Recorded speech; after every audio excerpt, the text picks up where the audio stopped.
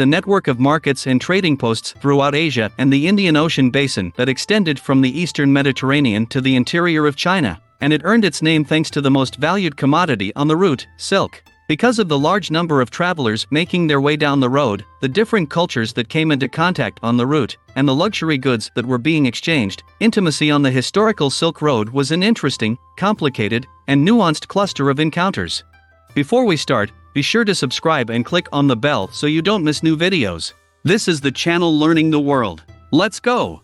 Silk had been exchanged for centuries, but the Han Dynasty in China officially opened its trade in silk and other commodities to the west in 130 BCE.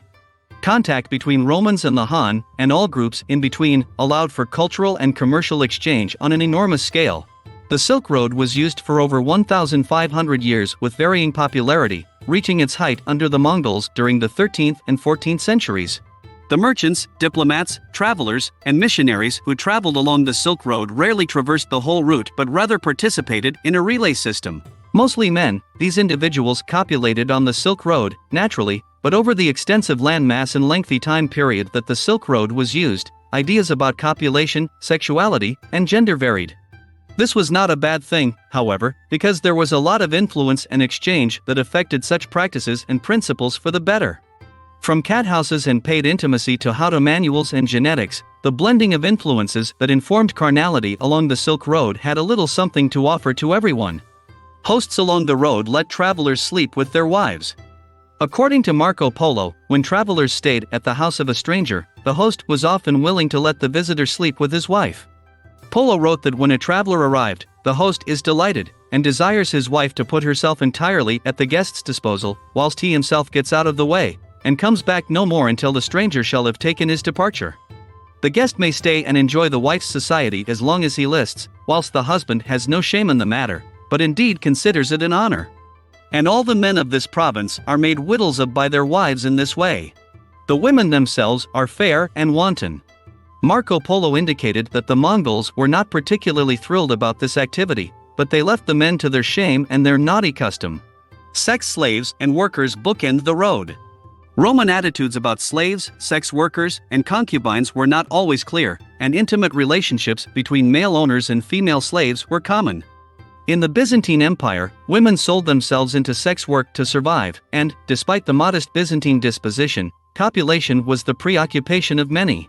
With the importance of silk in the Byzantine Empire, the Silk Road was traversed by Byzantine traders who had extensive contact with other merchants. Cat houses were present throughout the empire, which was the western terminus of the road. Same-sex relationships were common. During the early days of the Silk Road, Roman influences were heavy, particularly on the western end. As a result, Roman ideas about same-sex relationships were extended along some of its length. The history of male companionship in the Mediterranean is long and storied, but historians find that the Mongols engaged in homosexuality in China as well as in the Russian Khanates. There are accounts of Genghis Khan, whose given name was Temujin, sleeping under blankets with other men, and while this doesn't mean they were in an intimate relationship, it's impossible to know either way. That said, in the Mongol world, there was a heavy Islamic influence, which tended to perceive homosexuality as an improper subject in polite society, but also tended to accept encounters between two people of the same gender as part of one's private life. Eunuchs did lots of political work, specifically because of their condition. Eunuchs were commonly used as diplomats and court officials by the late Roman and Byzantine empires, as well as by Chinese dynastic leaders. After castration, a eunuch could be a hot commodity for a merchant within both empires. Perceived as neutral and harmless men, eunuchs often received privilege and prominence in social and political settings. In China, eunuchs were similarly deemed unthreatening and found their way into the closest and highest imperial circles. Zhang Yi, a renowned Chinese explorer, was eunuch, and he used his contact and influence to extend Chinese dynastic influence across the Silk Road. The Mongols often got intimate along the road. The legacy of Genghis Khan and his genetic code is legendary. Mathematically speaking, he is said to have over 16 million ancestors, which makes sense given the role of women as items of plunder at the time he was alive. Genghis Khan and his carnal activities highlight copulation as a way of demonstrating power, as well as leaving one's mark, so to speak. Marco Polo also mentioned the practice of the Khan taking any beautiful woman for himself. Tribes within the Yuan dynasty of Kublai Khan, Genghis' son, also sent women to the Khan. Overall, Mongol leaders did not want for partners. Polo wrote, "Now every year an hundred of the most beautiful maidens of this tribe are sent to the great Khan, who commits them to the charge of certain elderly ladies dwelling in his palace. Then such of them as are of approved beauty, and are good and sound in all respects, are appointed to attend on the emperor by turns. Thus 6 of these damsels take their turn for 3 days and nights, and wait on him when he is in his chamber and when he is in his bed, to serve him in any way, and to be entirely at his orders. At the end of the 3 days and nights they are relieved by other 6. And so throughout the year, there are reliefs of maidens by 6 and 6, changing every 3 days and nights." Buddhist Tantric influenced relations in practice and spirit. Tantric Buddhism, a variation of Buddhism that emphasizes the path to enlightenment through achieving ecstasy, is based on the idea that a person embraces the divine.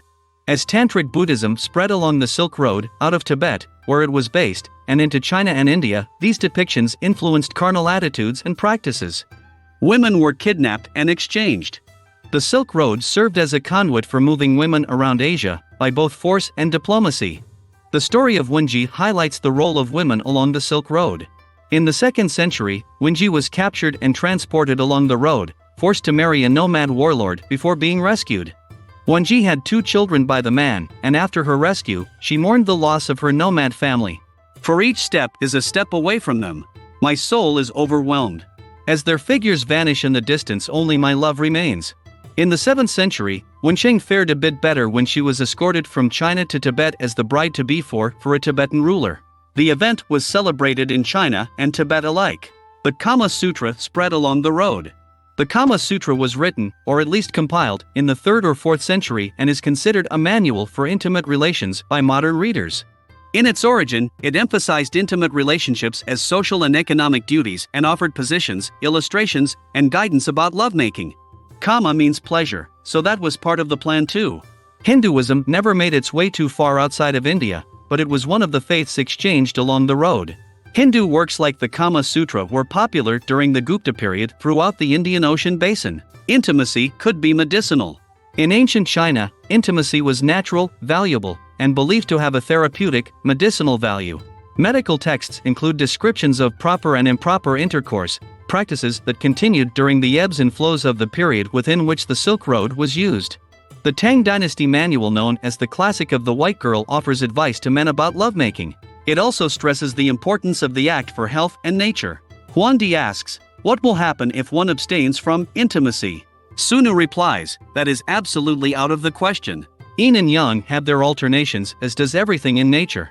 Human beings should follow the rhythms of yin and yang just as they follow the rhythms of the seasons." Inns along the road may have offered women to travelers too. Turfan, an area in China through which merchants passed, entered into contracts with locals and officials for services like interpretation and travel passes. Official documents from Turfan reveal that women were at the market, as well, and may have been offered to men staying along the road as part of a contractual agreement. Merchants could also buy female slaves, and the new owner can beat his slave, maltreat her, tie her up, sell her, hold her hostage, give her as a gift, or do whatever he likes with her. Copulation isn't specifically mentioned, but it is mentioned that the buyer can do whatever he wants with her. That's all for today. If you liked the video, put a like and don't forget to subscribe. Bye everyone.